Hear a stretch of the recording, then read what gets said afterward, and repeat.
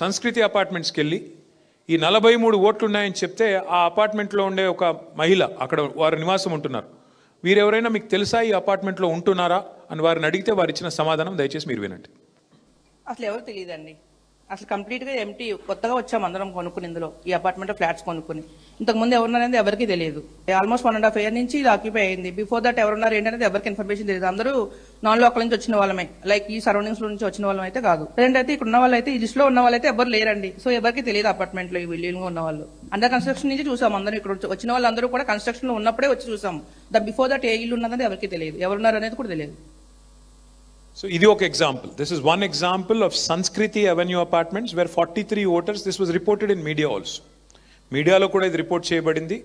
43 ఓట్లు ఒక ఇంట్లో. మరి ఇప్పుడు అక్కడ రెసిడెంట్ చెప్తున్నారు ఇక్కడ ఎవరూ లేరు, అయినప్పటికీ వీళ్ళ మొహాలు ఎవరో నాకు తెలియదు, నేను ఇక్కడే ఉంటున్నా, నాకైతే తెలియదు అని వారు చెప్తున్నారు. మాకు డౌట్ వచ్చింది మరి ఇంకా ఇట్లాంటివి ఎన్ని ఉన్నాయని చెప్పి. ఇంకొక చోట పోయాం, అక్కడ 21 ఓట్లు ఉన్నాయి ఒకటే ఇంట్లో.